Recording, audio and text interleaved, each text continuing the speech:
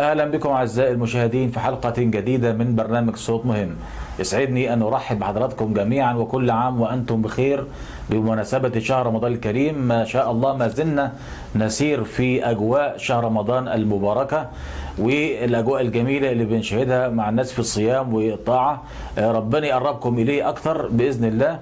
ومعانا تغطية لحفل توقيع البروتوكول التعاون مع جريدة الوطن والناس. في أجواء يسودها المحبة قمنا بتوقيع بروتوكول تعاون مع جريدة الوطن والناس، وقام بتوقيعه الدكتور سمير بسيوني رئيس مجلس الإدارة، وكان بحضور الشعراء والمثقفين الشاعر الوطن الشاعر تيتو، وأيضا الصحفي الكبير الأستاذ سيد عثمان، والأستاذ حامد إسماعيل المدير التنفيذي رئيس التحرير التنفيذي لجريدة الوطن والناس، وكوكبة أيضا من الشعراء الأستاذ محمود جبر، وكوكبة كبيرة من الشعراء والمطربين المطربة ميسون، والمطرب الفنان العازف العود الأستاذ فريد. ما شاء الله كانت أجواء ممتعة. هنسمع من خلال هذا التقرير أجواء طيبة من الطرب والشعر في مثل هذه اللقاءات التي يسودها الثقافة والشعر والفنون، يلتقي فيها الصحفيين والإعلاميين. هنسيبكم مع أجواء الاحتفالية الخاصة بتوقيع البروتوكول مع جريدة الوطن والناس، ونرجع لكم مرة تانية ومعانا فقرة الرسائل بعد الفاصل.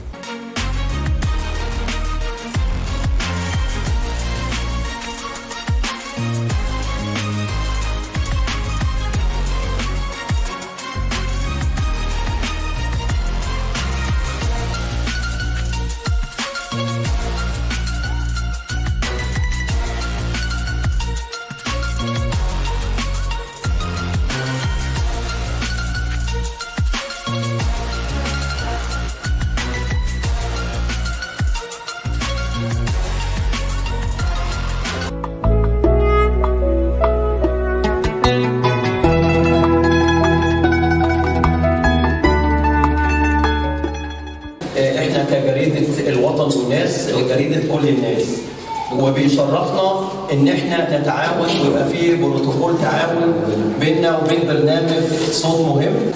احنا جريدة برعاية الدكتور سمير البسيوني رئيس مجلس الإدارة، وهو المؤسس للجريدة. ويعني الدكتور سمير بصفته ان هو رئيس تجمع العالمي للشعراء الادباء العرب، لكن هو هنا بصفته رئيس مجلس اداره جريده الوطن والناس، فبيعمل بروتوكول تعاون مع الاستاذ السيد عمران.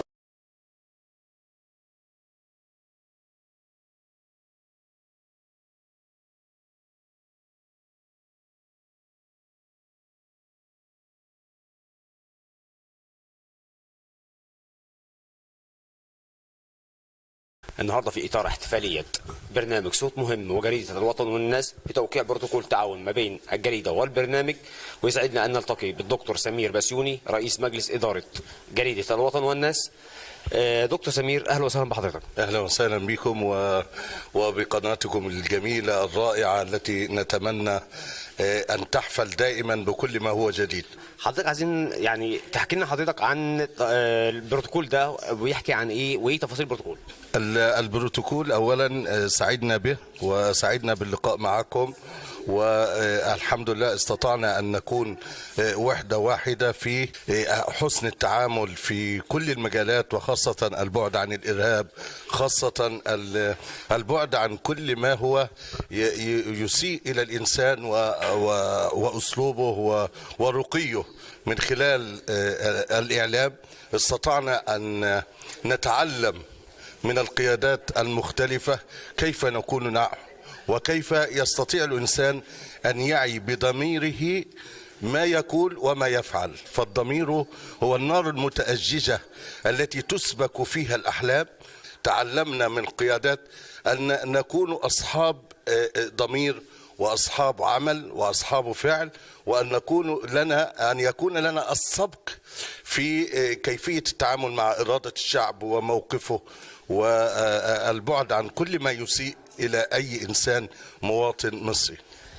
دكتور سمير، عايزين حضرتك برضو تحدثنا يعني ايه الخطوات القادمة اللي هتقدمها الجريدة في ظل بروتوكول تعاون موقع مع برنامج صوت مهم. نتحدث بكل ما هو طيب ومفيد للمجتمع، نتحدث عن يعني ظروف المجتمع المصري وكيف نستطيع أن نصل به إلى قمة الرقي والتحضر وإلى قمة السعادة، وأن يكون هذا البروتوكول هو موطن كل استفادة للوصول إلى الخير وعم الرخاء وعم الرقي والبعد عن كل ما هو كما قلت يسيء إلى الفرد والمجتمع.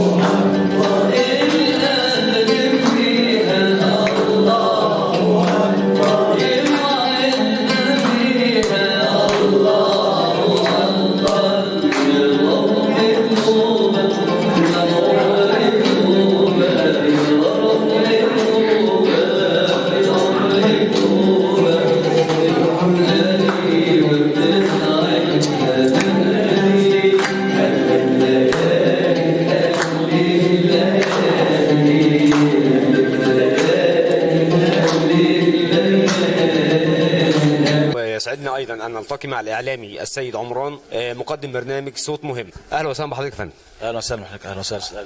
حضرتك عايزين تحكي لنا حضرتك عن يعني توقيع البروتوكول وفوائد توقيع البروتوكول ده ايه ما بين البرنامج وبين الجريده؟ اليوم شرفنا بتوقيع بروتوكول مع جريده الوطن والناس، برنامج صوت مهم، صوت كل مواطن مصري بل صوت كل عربي، صوت الشعراء والمثقفين. الحمد لله النهارده كان في اطار الاحتفاليه اللي احنا النهارده كان في ما شاء الله لفيف من كبار المثقفين والشعراء، يعني شعراء الوطن وغيرهم والملحنين.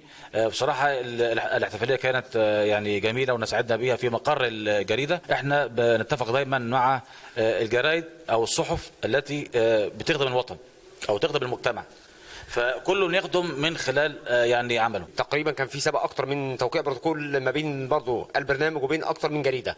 هل ذلك يعني يدينا انطباع ان في اعلام حر، اعلام هادف داعم للدوله المصريه؟ هو فعلا هو بالنسبه للاعلام اعلام حر، وكان فيما يتماشى مع التوجيهات القياده السياسيه، سياسه الدوله، وبعدين التماشي مع سياسه الدوله ده برضه يصب في مصلحه الوطن. ما ينفعش احنا نغرد خارج التيار. لذلك النهارده الحمد لله احنا قمنا سابقا بتوقيع يعني بروتوكول مع جريده عاجل مصر الاخباريه، وكانت في القاهره في نقابه المهن السينمائيه، وكمان توقيع بروتوكول ايضا مع مع جمعيه ارسم بسمه للتنميه، وجريده العمريه الاخباريه، وايضا مع قناه صوت مصر. احنا بنتحد، بنختار اللي هم الاعلاميين او الصحفيين اللي هم عايزين يخدموا بجد، واللي هم ليس عليهم غبار. يعني مش اي حد نوقع معاه بروتوكول، عشان كده شرفنا اليوم في توقيع البروتوكول في ظل هذه الاحتفاليه. الاعلامي السيد عمران، ما المتوقع بعد توقيع البروتوكول؟ ان شاء الله باذن الله احنا الهدف اللي كنت عاوز اسمى ليه ان احنا هنغطي الاحداث اللي هي المهمه. مثلا يعني اي حدث مهم وهادف بيخدم المجتمع، بيخدم مصر، بيخدم الوطن، هنسلط الضوء عليه من خلال الاثنين، اللي بالنسبه للجريده وايضا قناه صوت عرب او برنامج صوت مهم. يعني نحس بايه في اشتراك في المؤتمرات اللي هي العامه. الاعلامي السيد عمران، نشكرك جدا. شكرا جزيلا، وشكرا للاستضافه في جريده الوطن والناس اليوم، ومع وجود كوكبه العلماء والشعراء والمثقفين وغيره. شكرا جزيلا. انا شاعر لكن مش شوقي ولا راضي ولا بوزن في كلامي. انا شاعر بهم الناس غلابه زي من يوم. انا نبضهم، انا الاحساس، وهم همومي وكلامي. صحيح الشعر له ناس وله شعراء وحراس، والكل شاعر استاذه، وانا استاذي ضميري، واحب اكون انا تيتو ولا قلت فيهم غيري. انا شاعر على قدي، وكل اشعاري وحكايتي مواريث وارثها عن جدي، لكن في حبي لبلادي اقسم بالله ما في قد الله. انا شاعر بهم الناس واوجاعهم، انا منهم وبسمعهم، واي حكايه بسمعها بحرف اداوي اوجعها وطبطب على وجههم. انا شاعر، انا شاعر بكل الناس، وما بلكش غير الاحساس، وبكتب اللي يسعدهم، ما اجبش مشاعرهم ولا اجرح مسامعهم. انا شاعر ماليش في البحر والقافيه، ومش واخد الامور عافيه. دي كلمه منحها لي ربي، بقولها بطيبه من قلبي، اطبطب بيها مجرحهم. انا شاعر، انا شاعر وبرقوكم وابوس رجل اللي جابوكم.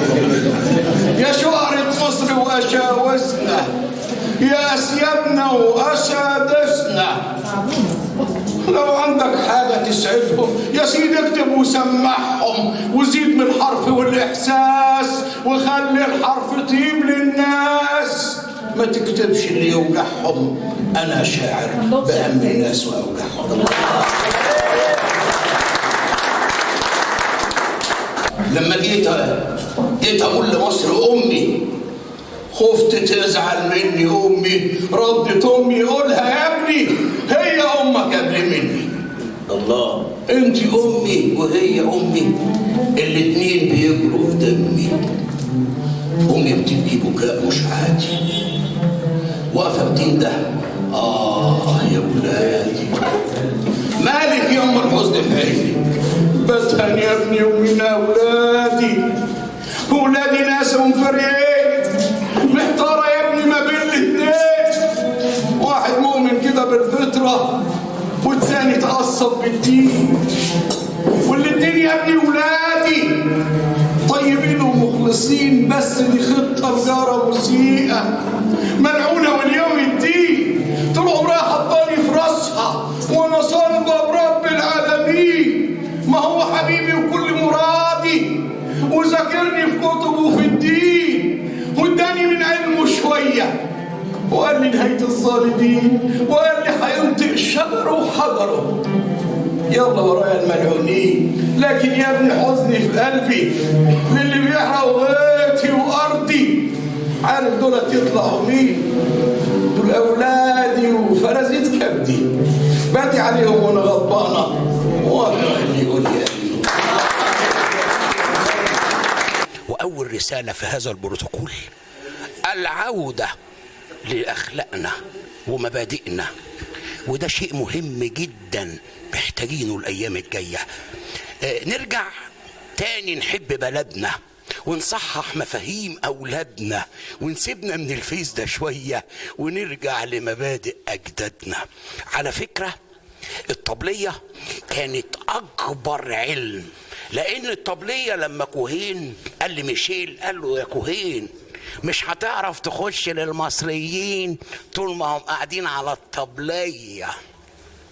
الطبلية مش لقمة بس، دي لمة وبيحكم فيها مشاكلهم، دي حقيقة. قال له قومهم من على الطبلية، فقومونا وجابوا لنا النيش والسفرة المسدسة الشكل عشان نكون بعاد عن بعض. هدفهم انهم يفرقونا. بعد كده قال له ما عندناش ولاد شطار من ولادنا يخلوهم ياكلوا في الشارع سندوتشات. قال له عندنا ماكدونالدز وكنتاكي وكل دول. هو حد يقول لك امريكان؟ دول يهود. قال له ما فيش ولد شاطر يفرقهم جوه بيوتهم، فجابوا لنا مارك. فاحنا عايزين نصحح مفاهيم اولادنا ونرجع تاني لعادتنا ومبادئنا، ودي اهم رسالة في الايام القادمة. قد انتهينا من الارهاب، البلد في امن وامان بفضل الله عز وجل، ثم القيادة السياسية. اللي جاي هي ثورة كبرى للاخلاق. اشكرك. يا مكان غرامي غرامي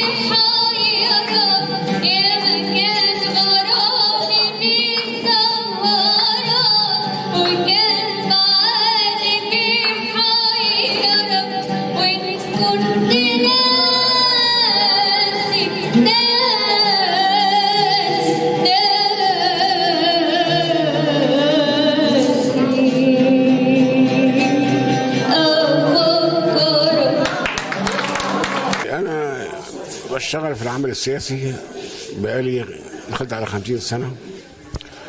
مرينا بمراحل كتير قوي، لكن أهم مراحل احنا مرينا بيها أو بنمر بيها أو عايز الناس كلها تمر بيها إنها تشارك، خصوصا وإحنا بنعيش في بلد دلوقتي فيها استقرار أمني شديد بحكم القيادة السياسية وتصرفاتها. فالاستقرار الأمني ده بيولد مساحات الفكر، الادب والشعر والفن، لان مصر طول عمرها كده.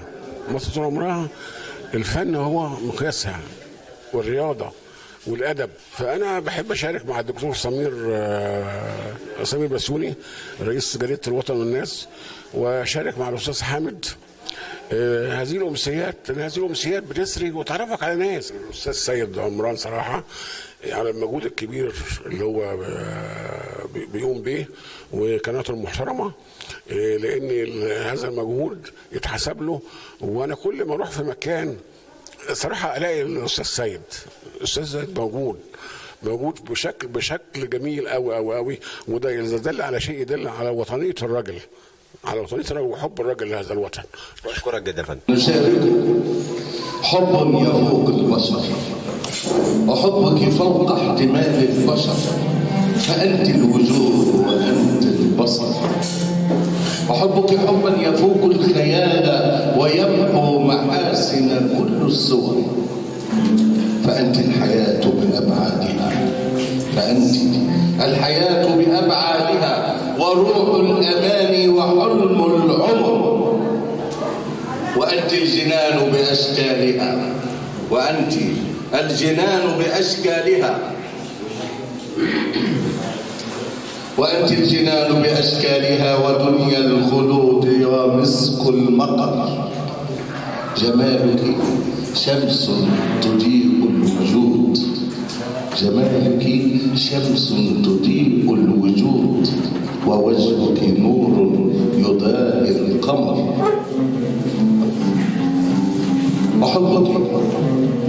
أحبك أمي بكل الوجوه، أحبك أمي بكل الوجوه، فأنت النسيم وأنت الزهر، حنان وحب وقلب عطوف، حنان وحب وقلب عطوف، جمال وذوق ووجه أغر، نقاء يفوق نقاء الثلوج، وأمس يناجي رنين الوطن. أراك يا أمي فتحلو لدي الحياة، فنعم الحياة التي أنتظر. ففي الحب رمز لمن يقتديه، ففي الحب رمز لمن يقتديه، وفي الوعد صدق بعيد النظر. إذا ما انفهرت لدينا الحياة، بفضل دعائك يطول العمر. فأنت الحياة، فأنت الحياة وحلم الفريد، وأنت الجنان ودنيا البشر. أناديك أمي بقلب عطوف فعود، بقلب عطوف فعودي لقلب براه السفر. فما أنت إلا منايا الوحيد، يطيب لها الذكر أن حضر. أسائل ربي إلهي العظيم يخفف عنك عذاب القبر. فوقوا يا عرب، مالكم يا عرب سايبين غزة وفلسطين لعدو غاشم لا عنده ملة ولا دين، قتل أهلها وفرق جمعها واحتل أرضها، وانتوا يا عرب متفرقين. فوقوا يا عرب، ده هم اتجمعوا رغم لا تجمعهم عروبة ولا دين. فوقوا يا عرب، بكرة الدور يجي عليكم وتهرب السلطة من تحت ايديكم وتقولوا يا ريتنا كنا متوحدين. فوقوا يا عرب، ده انتوا احفاد صلاح الدين، واعلنوا الحرب على الطاغة الظالمين اللي قتلوا اهلكم في غزة وسوريا وفلسطين. فوقوا يا عرب، ده انتوا احفاد صلاح الدين وحرروا القدس من ايد الطاغين. فوقوا يا عرب، ده انتوا احفاد صلاح الدين. فوقوا يا عرب. عيد الأم يوم في السنة مش كفاية عليها، ده رب العرش وصانا عليها، هي كل شيء في الوجود، لولاها ما كنت أنا ولا أنت موجود. الحق نفسك وراضيها قبل ما يجي اليوم وتندم عليها. كانت تحس بيك قبل ما تتكلم، كانت تعرف فيك ايه، كانت تخاف عليك من الهوى، كان حضنها ليك دواء. عيد الأم مش كلمة تهديها، ولا عيد الأم مش كلمة تشكر فيها ولا هدية تهديها. عيد الأم الحق نفسك وراضيها قبل ما يجي اليوم وتندم عليها. يا ريت ترجع أيام زمان، يا ريت ترجع أيام زمان وأشوفك يا مايا في نفس المكان، تضمينا تغطينا زي زمان. من بعد كل واحد راح في مكان، لا الأخ بيسأل ولا الأخت كمان، وجف فينا العطف والحنان، يا ريت تجينا ولو مرة في الأحلام، متوصينا على بعض زي زمان، الأخ يحب أخوه والابن يزور أبوه، رغم إنك مش متعلمة رب اداك الموهبة، وقلتها لنا زمان التقدم فناء، عملوا لنا المحمول وطوروه، والأخ ما بيشوفش أخوه، والابن ما بيزورش أبوه، والذرة طوروها في الشر استعملوها وطلعوا لنا يوم صاروخ يقتل الناس منين ما تروح.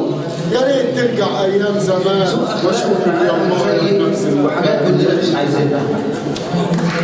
خطفوا شبابنا بمهرجاناتهم، خلوا العنف في كل حياتهم. مين لاولادنا ومين يلحقهم؟ بص وشوف بقى مين قدوتهم. رايح شغلي ويومي سعيد، موقف سيرفيس جنبي جديد، قلت اركب جنب السواق، قال لي ده محجوز بالمواعيد. هي ثواني وجت سنيوره، بص وقال حلوه واموره، فتح الباب على وشه البسمه، مش فاضل غير ياخد صوره. دور شغل مهرجاناته، جري وطيش كده هي حياته. همه بس يودي النقله وكأن الركاب نقلاته. صرخ الركاب لا كده ياما، سرعه كبيره ما فيها سلام، في العيان او عنده دعامه، هدي السرعه وخليك هادي.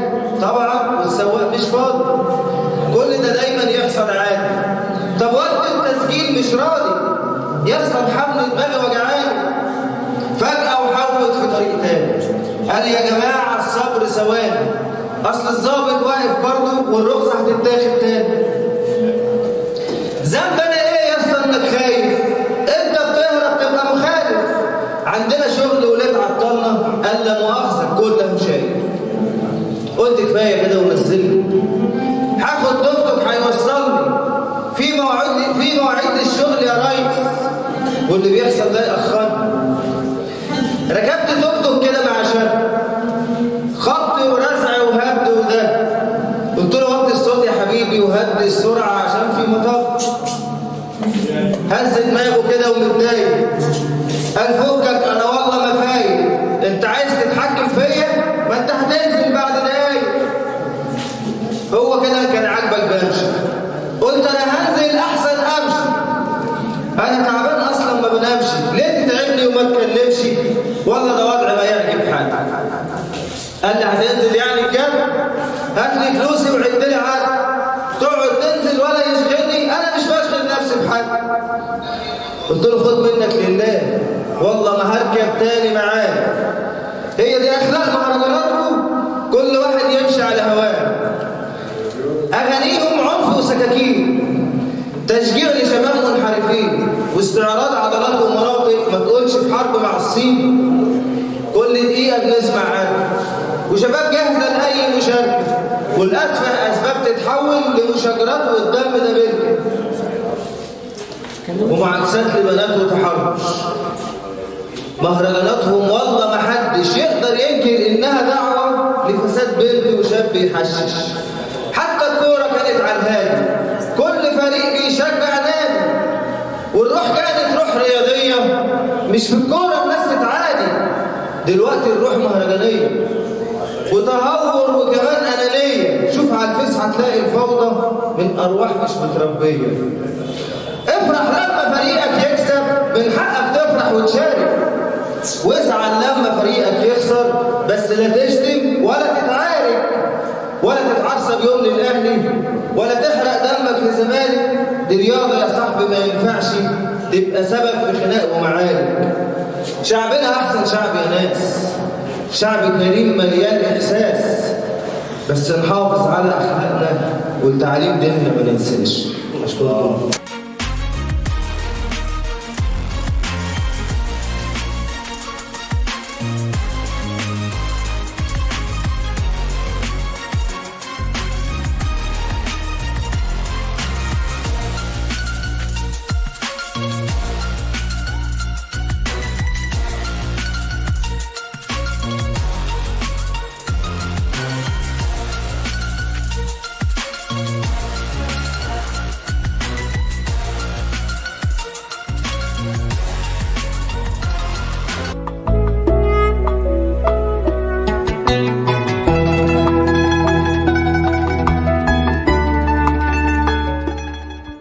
إليكم مشاهدينا الكرام، بعدما شاهدتم اللقاء الذي يسوده المحبة والحفلة الجميلة المثمرة من سماع الشعر والطرب وغيره والفن، احنا عايزين أمثال هؤلاء أصحاب الذوق الرفيع والذوق العالي والشعر والطرب والثقافة.